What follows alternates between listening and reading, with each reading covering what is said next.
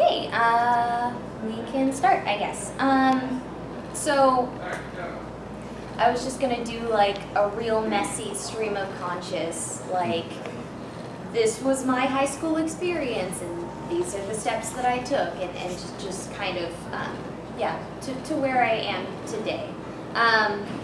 So it's gonna be real messy, real all over the place, and I guess if you have a question like related to, like if I start talking about like I did theater in high school, you could be like, what plays did you do? Or like my high school doesn't have a theater program, what can I do? So you can just raise your hand, interrupt me. This is really informal, like let's all just have a chat. So, hey. Hello, friend. I just wanted to check on you. Yeah, I don't need anything. Thank you. So yeah, I was that really shy, awkward kid. And my mom, we went to a variety of different churches because my dad was military and we moved all of the time and we gravitated towards small churches. And so they would always put on like, you know, like a Christmas play about Jesus and the miracle of, you know, whatever. And I would always get roped into it. Basically everyone would because the church had like 50 members or whatever. And so I started acting through church and I discovered that it was a lot of fun and I really liked it. But I was like, I'm not good enough to like actually do it. And then I did theater in kind of high school and middle school, just kind of by accident. They required that I took a theater class, and kind of what Dallas was saying the other day, I took a theater class and I found out that I was slightly above average at it than the other kids, and I was like, awesome, because I'm never above average, so I was just like, I found my thing. And I really liked that I had a script. I like reading from a script. I have very bad social anxiety, so it was a cool way to communicate. So I did a lot of theater in high school, not a lot, but I did some through my school, and I also worked at children's theaters, kind of around town, community theater. I also bought a microphone and started auditioning for like fan dubs and little indie games online.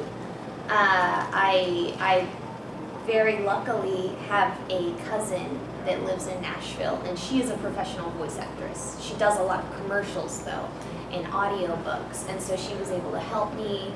And some of the tips that I picked up from her, like I see a lot of new people, they're like, do I need to buy like a booth that's like $1,000? I can't afford that. And I'm like, no, that's like a professional booth. We record in that at Funimation. You don't really need anything. So I started booking paying audiobooks and video games. I had a $100 USB microphone. And I literally got a cardboard box and I stuffed a fluffy blanket in it and I put my microphone in it, and it dampened the sound. And so yeah, like I had a mic and a pop filter that was like $200, and within 6 months I was earning enough from audiobooks and video games to pay it back. I don't think a lot of people realize that there is just a lot of opportunity online if you want to voice act. There are a lot of forums where people will post auditions. There's the Voice Acting Club forum, and then there's also castingcall.club, and you can kind of search through auditions. They put filters on them so you can click paid and like original or unpaid fan dub to just kind of sort through and figure out what you want. It's good to start with unpaid stuff first to just kind of get your foot in the water, and then you can move up to paid stuff. One thing that's interesting, anybody that's interested in voice acting, I would recommend that they just buy a cheap microphone or even just record your voice on your iPhone, because like a lot of us don't know what we sound like, And there's actually proven science behind that. So the voice that you hear when you speak is deeper than your actual voice because you're not hearing your voice, you're hearing the vibrations bouncing back. And by the time they get back to you, they're slower, and like slow sound waves are like deeper, and then fast ones are like higher. So you have a lot of people that are coming into Funimation and they've never done voice acting before. And like, you know, you'll have a guy and he's like, yeah, I can play that big guy. And then he's like, yeah, I'm a big guy. And the director's like, oh, no, you cannot play the big guy. And he's like, what? No, my voice is deep. And he's like, no, it's not. So a lot of people really just don't know what they sound like. Growing up, I had always been told that I had such a high voice. And I was like, no, I don't. And then I bought a microphone and I recorded myself and I listened back and I was like, oh, I do. Oh, it's very high. Oops. So that's something that I recommend, and that's strangely a skill that a lot of new people don't have, is they don't know what they sound like, they don't know what their type is. You know, you'll have girls with high-pitched voices coming in and being like, I'm auditioning for the sexy one. And I'm like, you sound 12. That's so inappropriate. It's not right. So yeah, record your voice, listen to it, and, you know, but also it's really good to have like your family and your friends and people that you trust, people that won't lie to you, you know, listen to it and be like, what do I sound like? And then if you get involved in the online communities, you can even upload clips of yourself and be like, what do I sound like? You know, I feel like we're so visual that we tend to look at a person and we'll see like, you know, very attractive woman, she should play other very attractive, you know, cute girl should play cute girl. But like Alison Victorin, she's the actress, she played Conan in Detective Conan, Case Closed. She's tall, blonde, beautiful. She looks like a model, but her natural speaking voice is, she sounds like a little boy. So if you were to just cast based on looks, you would cast completely wrong. So it's really important to just listen to your voice, you know. And I'm trying to think of like, I don't know, like Ian Sinclair will book a lot of like big, tough guys. But if you see Ian, he's like, he's not a big, tough guy. Like, he doesn't like lift weights. He's like a nice, dorky guy. And so, yeah, you have to you have to know what you sound like and know your type and audition for your type. And sometimes directors, you know, if you don't know your type, that's kind of a sign that you're green. And you could maybe miss out on some opportunities because you're auditioning for the wrong characters. And then you have your Patrick Seitz, whose voice matches their appearance. Patrick Seitz is like a cool nerdy guy, yeah. But he like plays like big, tough, serious men. Like that's another thing. Like I can think of several actors that are like their type is like the mean person, yeah. and like they're just the nicest humans ever. And so yeah. Anyways, so I did a combination of theater and recording from home for most of high school, and then all of college. So like I don't know, five-ish years. I only went to college 2 years, and all the while I was working and saving up money because I was one of those weird people like.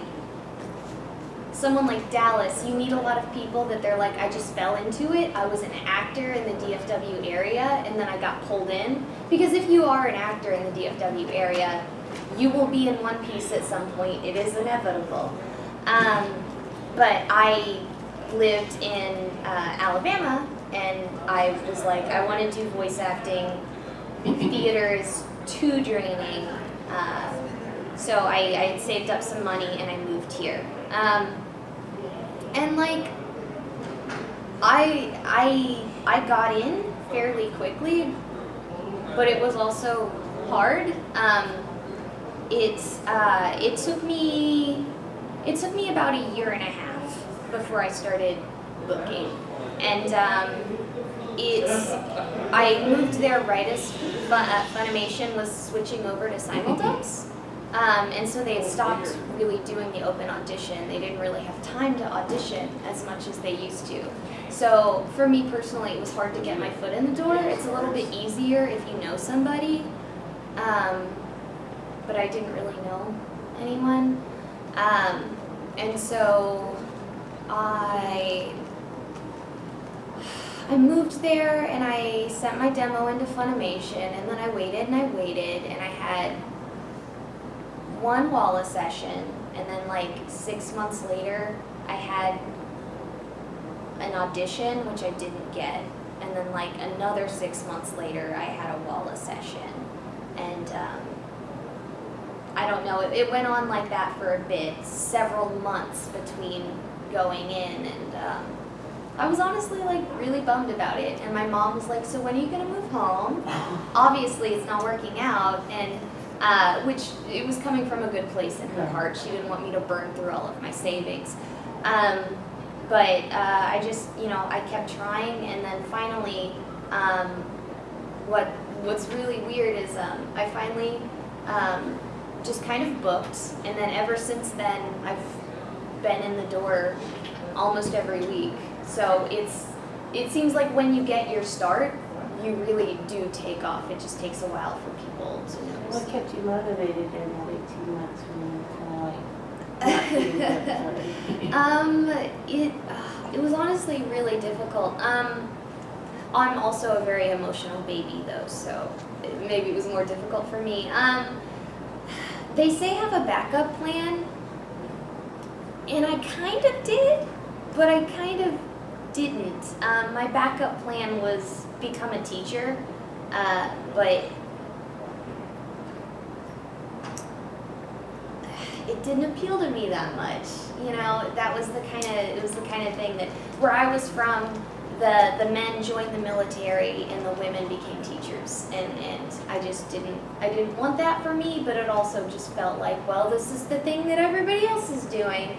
So that was my backup plan, but it was just so like, ugh, to me, that I was just like, I'm gonna keep trying until I do this. And so, I'd put like caps on it, like I'll be out here for a year, and if nothing happens for a year, then I'll move home. And then I hit the year mark, and I was like, well, I'll give it another year, and just stuff like that. And it's, at the time, I felt very unsuccessful, but really, I had a few auditions, I had a few Wallace sessions. That is successful, And you gotta have like a day job, Yes, I definitely had a day job.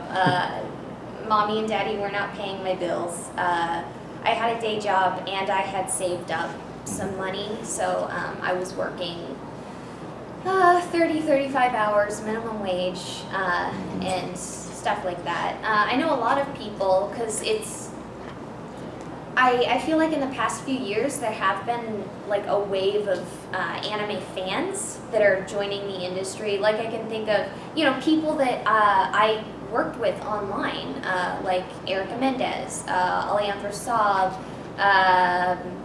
Natalie Hoover, people like that. I knew them online. We were on the same forum, stuff like that, and now they've moved either to LA or here, and they've become professionals. So I really do feel like the new wave of talent, it seems to be anime fans. And the industry is very open to that. I was worried at first. I was like, I can't let any of the directors know that I like anime, because then they're going to think I'm weird and fangirl. But like, they want you to be excited about the project. There are actors that come in that don't really care about anime. It's easy money, but when you go in and you're genuinely enthusiastic about a project, that really does help the director out, because otherwise the director's like trying to pump you up, and when they know they don't have to pump you up, you're already excited. Like, that's good. One voice actress that comes to mind who started as a fan and then went into the industry is Morgan Berry. She started out as just a fan, then she went to an event, won a voice acting contest hosted by Todd Haberkorn, and she won, and now she's at Funimation. Yeah, and so stories like that used to be rare, but they're becoming common. Like most of, you know, Danny Chambers is booking a lot at Funimation, and I found out she got started online as well. And so, I don't know, I feel like there used to be shame in it. Like if you had ever done a fan dub, oh my gosh, don't tell anyone at the studio, they would think horribly of you. But now it's becoming common. That's how new people are getting their start and practicing. I will say though, you know, obviously directors and stuff really do encourage, you know, please do theater. Theater is great and will really help you learn. But you know, if you've done supplemental online stuff too, they're not going to look down on that or anything. I don't know. I've just been rambling. Does anybody have questions? I feel boring, but Well, you got the start out of the way. what? You got the start of how like the background out of the way. Yeah, and like I will say, like I was at cons too. Like I would go to cons, and anytime there was like a voice acting panel or a voice acting competition, I would enter. And like I was really encouraged by. So I went to. Oh God, this is embarrassing, and he teases me about it, but I guess I'll tell the story. I went to HamaCon, which was my local con in Alabama, and Ian Sinclair was there, and he did like a voice acting panel, and he was like, "Who wants to be a voice actor?" And I was like, "Oh, me." And he asked, you know, questions like, "Who's done theater? Who's done, you know, have you ever done a commercial? Blah blah blah blah blah." And I was just like raising my hand, and he was like, "Wow, really?" And he's like, "Well, that's a really good start." And he's like, "Well, all that's left is you got to move to Texas." And I was like, "I am in 2 months." And he was just like, "Oh, okay, cool." But then I did move to Texas, and I saw him about a month after I moved there, and he was like, "You actually moved here? Whoa! Okay." And but that at the time was really encouraging to me because you know, my parents were really hesitant about letting me move to Texas, and they were worried about my finances. You know, with this career, they know that, you know, just up front, guys, the pay is not good. This really is something I'm doing because I'm passionate about it. You know, I don't like have a limo and like, you know, I live paycheck to paycheck. But yeah, my parents, I was like, "Do you think I can do it, Mom?" And she was like, "Maybe, I don't know." And so just to have like someone in the industry that was like, "Yeah, you can do it. You sound like you're doing good. You're on a right track." And you know, he gave me advice. He was like, you know, in Dallas, these are the best talent agencies, and just stuff like that. And that really encouraged me. And you know, that was one of the things that when I was sad and I was, you know, that, you know, time before I really booked at Funimation, and it was hard to keep going. I'd be like, well, this person believes in me. And I also made some friends along the way, and they're still really good friends to this day, and they're very encouraging, and they believe in me. And so it's really good to have a good support network, whether it's family, friends, a combination of both.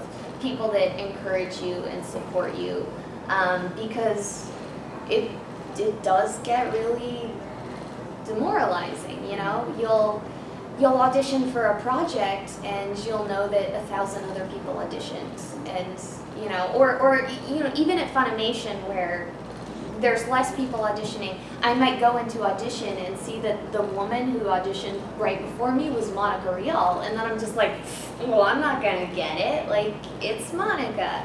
So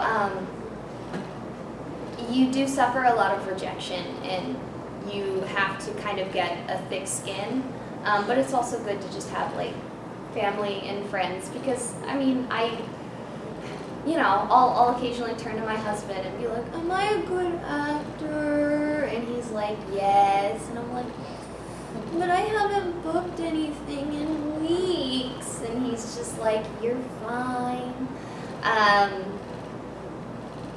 But yeah, yeah, I don't know, I'm rambling. Any other questions? And it doesn't have to be about acting, you could just ask me, like, Well, I'm completely ignorant about the industry. Do you guys get royalties like other actors do? nope. When a project airs on TV, we don't get a cut of that. We don't get a cut of DVD sales. We don't get a cut of merchandise sales. We just get the flat, hourly rate. Yeah, which kind of stinks. I've heard people say that it is paid hourly for sessions, and Colleen Clickenbeard once said that, like, someone asked her, like, if there's any character in the show you would want to do, and she answered, like, the one that talks the most, because that's the one that gets paid the most. Yeah, and that's part of why Black Clover is like such a good thing for me. Is it's been going for 2 years, and like I know I'm gonna be in the door at least once a week. Assuming Noel talks. Other shows, it's 13 episodes, and then when you're done, you're done. And so it can be really feast or famine. Like I'm thinking, right now this season, an actress named Felicia is booking a lot. She's like the lead in 3 different shows, but last season she didn't book anything. So you've also got to, you've also got to learn how to budget and save really well. I've run into people that have had problems with that. And especially at the start of your career, there's kind of like a flavor of the week thing. So maybe your first or second year, you're going to book a ton. And that's kind of directors trying you out, seeing what you can do. And if you don't impress them in that year, then you just stop booking. And so I've seen several people that they'll do really well at the start, and then they don't prove themselves, and then it just kind of, all the work falls off, and they start booking very infrequently, and that can be difficult. And that's just another thing about this career is like you can't just have one trick and like expect to be able to pay your bills. Like when I first got started, I was just booking little girls. Like, I was, like, I did this little thing and it was really popular and I would book this voice a lot. And for a long time, people just thought I could be a little girl. And then people started calling me in and they're like, can you play a teenager? And I was like, yeah. And they're like, can you be a boy? And I was like, okay, this is my boy voice. I don't know. Do you think it's good? I don't know. And so there was just kind of like a testing period where I was little girls, and then I was really nice girls, and then someone threw me in a sassy part, and people are like, oh, Jill can be sassy. And so then I booked a lot of sassy things, and so I kind of talked about that like voice box, like a toolbox or whatever that we have, and so I just, I kind of have on my belt, I've got the little girl voice, I've got a boy voice, and I've got all of these different voices, and you need to have several if you really want to be successful. You can have just one voice and still do well, but you probably won't book enough to pay your bills. You'll have to have another job for sure. And just in general, it's a good idea to, because before you really book anything, you're probably going to do walla for a year or 2. And so walla is like the background noise. They'll throw 3 or 4 actors in the booth, crowd them around the microphone, and just be like, they're at a shopping mall, go, and you just have to improv for like a minute with a bunch of other actors. And so we do the walla bit, And then we have what are called bits, and they're like little incidental characters that don't have a name, they're not reoccurring. You know, child 4A, and it's like a kid that like trips and cries mommy, and stuff like that. And I've been in some Walla sessions. We kind of have this problem is sometimes, you know, you'll be like, okay, and now you're gonna be this little girl, and the actress is like, what? I'm an adult woman. I can't sound like a little girl. And so stuff like that, it's really good to just kind of have that on hand, because a director won't ask you. Like the other, like a few months ago, the director was just like, and you're gonna be this character, and she flipped to it, and it was a dog, and I was like, okay, and yeah, so directors won't ask you, do you have a dog voice? Do you have a boy voice? They're just like, and you're gonna be this dog. And if you don't wanna make a big fool of yourself, you've gotta have that voice prepared. Because I definitely made a fool of myself with the dog. And since then I've worked on a dog voice. Just be prepared. I don't know, I can do like, it's like a yappy one. I don't know, I could never do a big dog, but like, just like a yappy, like, little thing. I worked on it. I'm not gonna do it now because I haven't. But like, and it's funny, well, cause like, if you can do like a good dog voice or a good baby, you get known around the studio, and it's like, oh, I've got a dog in this episode. Who was the dog in Code Real-X? Afia. Call Afia in, and so like now Afia is like the go-to dog lady, and stuff like that. And Tyler Walker is also good at like dogs and creature voices, and so, but it's just good to, you know, you need to like cover all your bases, like be prepared. And you normally get credited as additional voices for bits, right? Yeah, so unless, you know, your shopkeeper or your child had a name or whatever, it'll just be additional voices, Jill Harris, Dallas Reed, Alejandro Saab, you know, stuff like that. Yeah.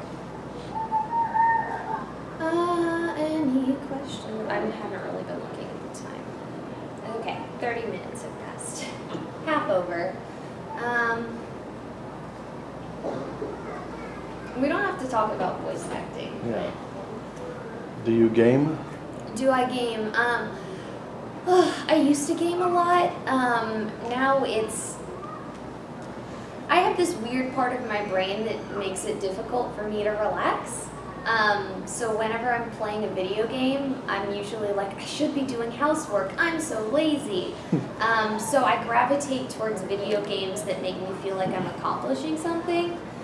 So I play a lot of Civ. I will take over the world domination. I'm a fan of that.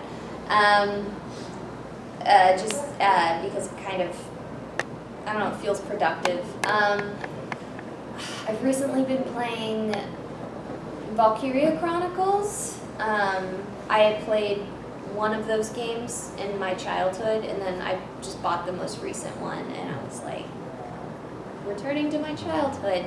And my husband is currently hogging the Switch to play Fire Emblem Three Houses, but when he is done, I'm gonna play Fire Emblem Three Houses. I'm trying to avoid spoilers, so whenever he's playing, I'm just like, ah! And I like walk out of the room. Which of the three houses is his in choice and yours? Or? I think Blue Lions. I know people make fun of Dimitri for being a dork, but I love like a Boy Scout dork. My husband joined Three Houses because he loves Claude. He thinks Claude is really cool. Oh, the so. Golden Deer? Or? Golden Deer, yeah. I'm sorry.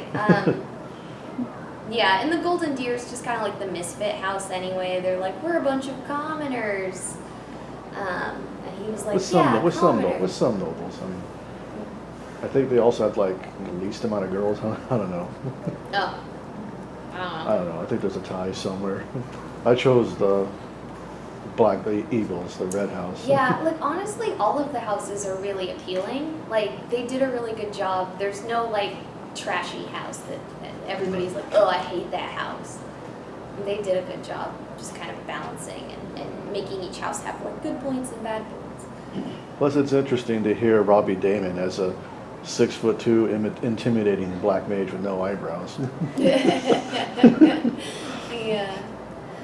And he actually does try to intimidate you at some point. It's not really a spoiler. It's just one of the support scenes. I think it's the first one, so you'll probably get it. But you can only really see it if you, like, I think if you work with him, because each of the 3 houses has, like, you know, the house leader, you know, with the wear the colored slash, and each has what they call a handler, kind of like their right hand person. And I know you can recruit other students into your houses from other houses or classes, but you cannot recruit their handlers. They're like they're like deathly loyal to them. And they're also like important to the story, so Yeah. if you took them away, it would mess everything up.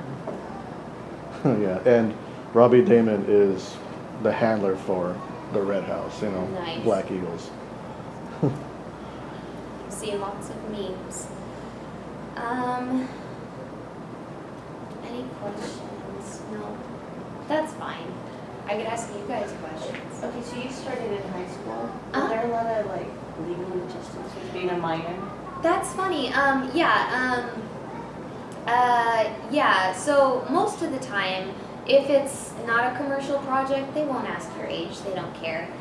There was an instance where I booked an audiobook, and I thought it was so messed up, because I booked this character that was 10 in the audiobook, and, but I was 17 at the time. And so, you know, they sent me a contract, they just assumed that I was 18, and they found out, fortunately, before we started recording, that I was 17. I didn't even think about it being a problem, and they were just like, we kind of can't work with a minor. And I was like, you know, and it wasn't like an adult audiobook or anything. It was actually like a children's story. But I was like, well, what if my parents sign the contract too? Can we get a special contract? Because I would really like to be a part of it. And they were just, because it's a lot more complicated working with a minor. And they didn't want to do it, so the part got recast. But at the time, it felt like the end of the world. Okay. It was because it was my first audiobook, and I was just like, I'll never book an audiobook again. How far You know? were you from being 18? Oh gosh, I was only like a few months away That too. should've been heartbreaking. Yeah, I was like, oh no. Yeah. So there are some stuff like that. But if you audition for free things, like things that aren't going to be sold, they usually don't require a contract, and you're probably not going to run into those issues. Yeah, I didn't even think about that. You can also just get on Twitter. I've seen a lot of Twitter accounts that their whole thing is they'll like there are some that are like region specific, so they're like a North Texas one, and they'll retweet like you know, auditions and stuff in the North Texas area. And then there are some that will just, you know, they'll have links to just any new ones that pop up, and it's just really, it's useful, so you don't have to visit like 12 different sites. This Twitter person will do it and then post the links to the good ones. So try to get on those lists if you can. There's some Facebook groups that will share stuff like that. If you're interested in auditions. So I follow several of those. And then there's just a lot of people now that like, honestly, it seems like everybody and their grandma is like starting their own casting studio. You'll see people, they'll reach out to Kickstarters and they're like, hey, that looks like a really cool game. I noticed there's no voice acting. Can I cast it? And they're like, okay. And they're like, I only charge $500, and you know, just stuff like that. And so like, you can find some of those groups. I follow one called No Studio in particular. There's others. I don't mess with online auditions as much anymore, just because I'm so busy with Funimation that I don't really have time. But it's honestly, it's a good way to make connections. Like a studio that I'm thinking of, Sound Cadence Studio, they started off as one of those online-only studios, but now they have a studio space in Addison, Texas, and they're doing anime. They're dubbing discotheque anime, and they're doing like real video games and stuff like that. And so sometimes getting a good connection with one of these like little studios, it will grow and turn into like a professional studio, and you know, now you have an in. So as long as something is like not sketchy, like it's kind of nice to get in on the ground floor. Studios like I haven't dealt much with Starman Studios, but like that's another one that like it started as an online thing, and then they got a physical studio, and they're kind of branching out now and trying to dub anime as well and stuff like that. I'm rambling. That's all right. I guess that's my job, is to sit up here and ramble. Like, You would probably do good on podcasts because they just go on and on and on. well, I actually am normally a very quiet person. I guess just I mean, I'm interested in voice acting and kind of knowledgeable about it, so I can ramble about it, but I also can kind of go off on tangents. Tangents, yeah. Aren't they yeah. the best? Because I kind of host like my own podcast, like on my channel when I'm in between cons or something, just to occupy like the upload space. And like the tangents are like a regular occurrence. Like I'm talking about one thing, and then we'll go off on like a 20-minute tangent. They're like, "What was I talking about?" Oh, but luckily I have enough people with me to like keep the the talking going. So there's never any like dead space. I guess I just thought of something else. So in the past few years, I've seen a lot of like voice acting classes popping up. And so people will ask me like, what's the best one to take, and like, who should be my teacher, and I've actually taken a few of them. And from my experience, like I'm just thinking of putting it this way, like theater teaches you how to act, and then these voice acting classes like teaches you the minutia of dubbing. So I've seen people take, for instance, Sunny Straight's class, and like, if you don't know how to act, he doesn't have time to teach you how to act in like 3 2-hour classes or whatever. I don't know how long they are. And so really a lot of these like voice acting classes are, you get to spend time in the studio. Like I know Starman Studios is having them. Sound Cadence has some of them are at Okratron, and so really what it is it gets you time in a professional booth, working with a professional engineer, and you basically just like practice dubbing anime, and it is a really fun and useful experience, but I feel like a lot of people jump straight to that. They're like, this will teach me how to be an anime voice actor. And I always just warn people, if you don't know how to act, it's not going to be anything useful. For me, it really helped me get confident in the booth. They'll teach you things like mic placement, which, like, for instance, like, you should be this far away from the mic and stuff. Some people stand really far back, and then some people get really close, and stuff like that. And that's, if you go to Funimation and you don't know how to speak into a microphone, they will be slightly annoyed. I was once in a Walla session with a girl, and we had to like cheer. We were at a soccer game and we had to cheer, and she goes, "Well, how do we cheer without yelling?" And the director's like, "What? No, you're gonna yell." And she's like, "I can't yell. The microphone is too sensitive." And he's like, "No, that's kind of our job. We'll turn the volume, we'll turn the gain down." And but then she came in and she was just like, you know, stuff like that. And he was just like, ugh. So like, obviously there's some things that you need to know about microphones and stuff like that. But yeah, I don't know. I've just met several people that have, you know, dropped thousands of dollars on those classes, and they're like, why am I not a superstar at Funimation or whatever? And it's like, well, you might know mic technique, and you know, you might know all of the little meanings in the script, NIJ and stuff like that, but if you don't know how to act, those classes can't really help you that much. Yeah, at this con, a few years ago, like David Vincent was a guest, and he kind of like demonstrated, like with the microphone and the panel he was in, and he about how to properly shout like in front of a microphone.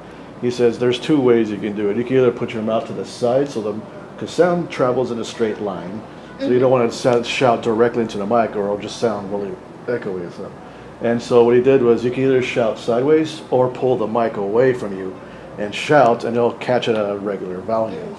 And that's great if you're working at home, recording, you know, working as your own audio engineer, recording on a you know, like one of these microphones, a cheap microphone. Yeah. But at Funimation, they have a nice microphone. They have a very awesome engineer who's like gone to college. He knows, you know, they know their stuff, and you would yell directly into the microphone. Oh, so it's good too. Yeah, because they can catch it. It's that same problem with the girl. She was afraid to scream. A lot of people are, and like the mics will handle it. Like my husband is so insanely loud. They've never told him scream quieter. Like the microphone, they can handle that.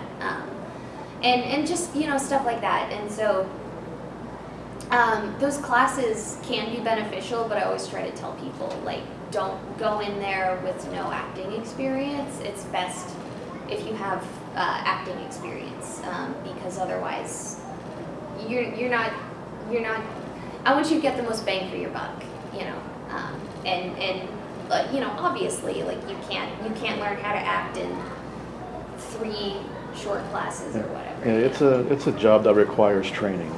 Mm-hmm. Yeah, and it's in, if you don't know stuff like that, some directors are willing to work with you and teach you, for sure. You know, obviously they don't expect you to know how to do all of that stuff. But if you have a little bit of knowledge about it beforehand, like, that's useful. Yeah, and I hear that Funimation sometimes has open auditions, but it's usually for like Walla or Honestly, sessions. they don't have open auditions much anymore. Yeah, They used to have them more frequently, Yeah. but because of the simuldub schedules, there's no time. Okay. There are times, because, you know, there are times when a director's shows might overlap with the season, and so, you know, they're directing 2 shows this season, 2 shows this season, and then they kind of overlap, and for a week they're directing 4 shows, and, you know, and so you can't. Yeah, and it's not just directors that are like, whose work schedule is piled up with simuldubs. It's also like the actors. They may be doing multiple shows like within 1 week or even a day. Oh yeah, for sure. Yeah, you might have 4 hours at work, and then you bounce between 4 or more different studios recording 4 or more different shows. So yeah.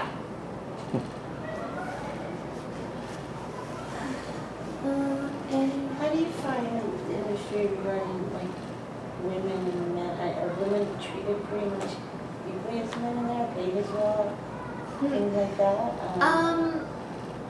I mean, there is, you know, just a flat rate for actors. I mean, I guess it would be your opinion, you know. I will say there are a lot more female directors now, which is phenomenal. I haven't been working at Funimation long, so I can't be like, you know, I don't know if there was anything sexist there.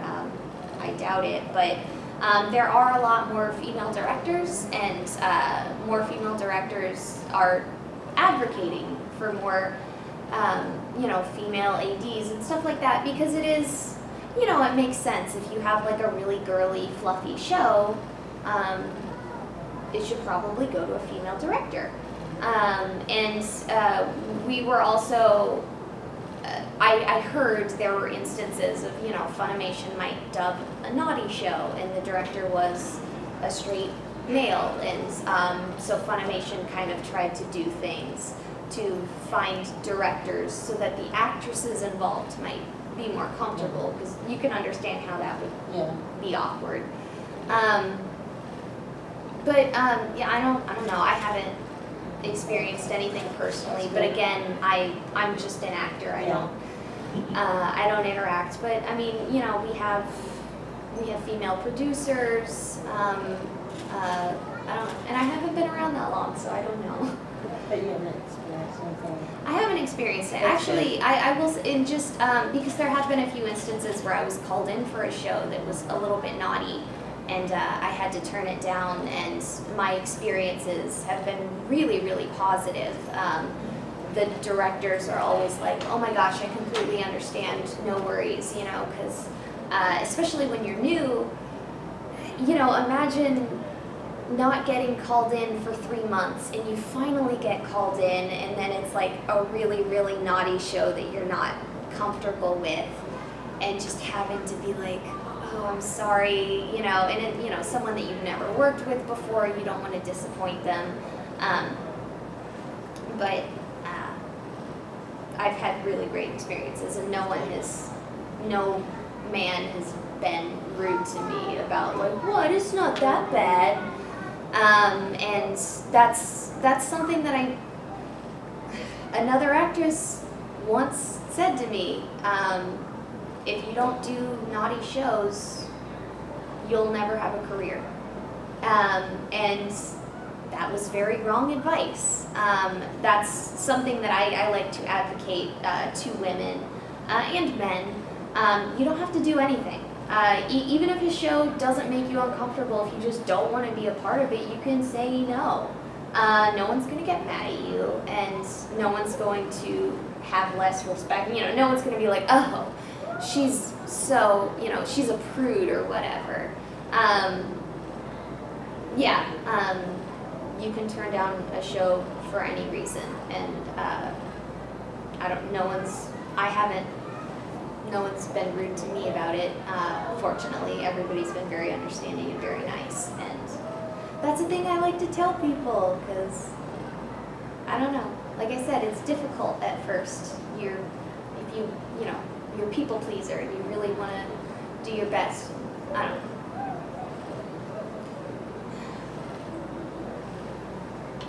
Check the time.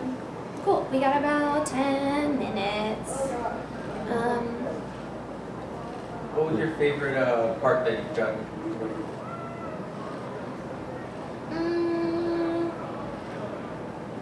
Like, favorite, like, initial excitement at the top, or like as I recorded it, I was like, this is my favorite. I've been having a lot of fun. A little bit of both. Okay, I think. Sorry to throw you right in there. No, it's fine. I think initial excitement would be Mayaka and Hyoka, just because I was a super big fan of that show, and I didn't even know that Funimation was recording it. Like, it was a lot of things. Number one, I really respect Mike McFarland, the director, and I had like never really worked with him. I'd done some Walla. And so I had like 30 minutes with Mike, and I was like, oh, probably Walla. And then I come in and he's like, hey, you're voicing this character. And it was like my favorite character from my favorite show, and I was just like, oh. So I was very initially excited over that. Like, I cried a little bit. It was very embarrassing. My overall favorite, I guess, would be Naho and Orange. Just because it was a really meaningful experience. The show deals with a lot of mental illness stuff, which is something that I struggle with and I'm very passionate about. And also, I'm good friends with Maika Solusad, the actor that plays Kakeru. and we had to act off each other a lot, and so I just felt like we had really great chemistry.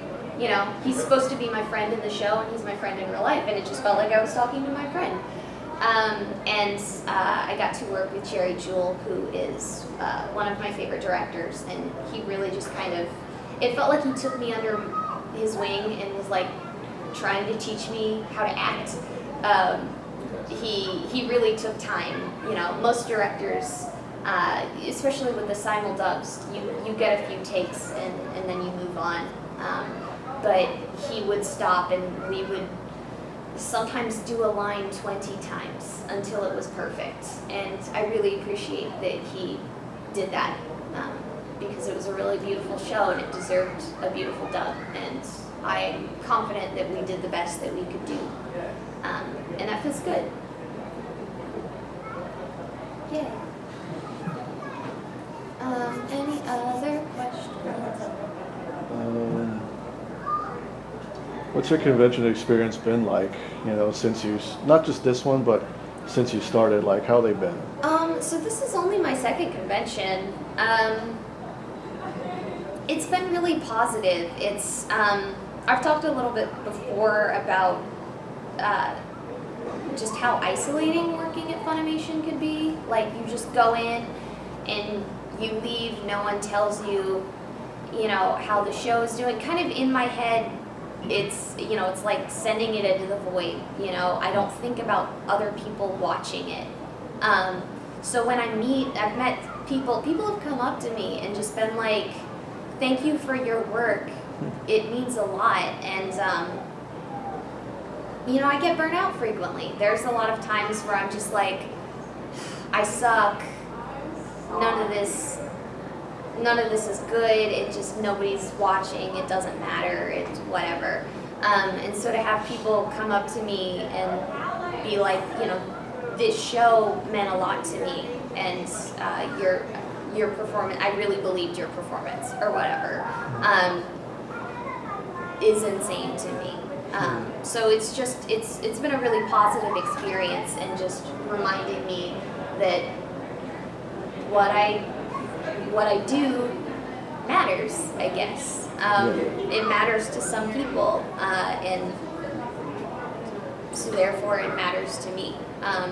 You know, I just want to feel like, obviously everybody wants to feel like they're doing something important and that they're helping people out, and I'm glad that I can use my talents to, you know, entertain people, make them feel better.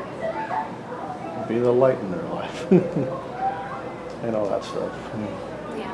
I mean, when I was a kid, I watched a lot of anime, and it helped me out. I was a real awkward, stressed out kid, and I would come home from school and I would watch anime and I would get sucked up in my fantasy world, and it helped me survive high school, and just to know that I could do that for somebody else, you know, in similar shoes, is really trippy.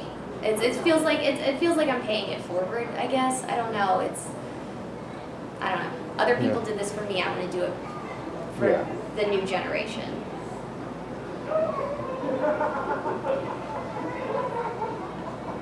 Okay, it sounds like people are waking up. Yeah. The gaming room next door, that's...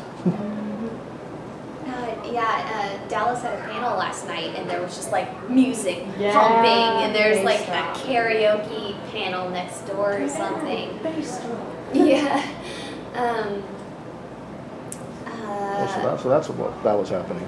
Yeah. So we've got like 4 minutes left. Is there like any last questions?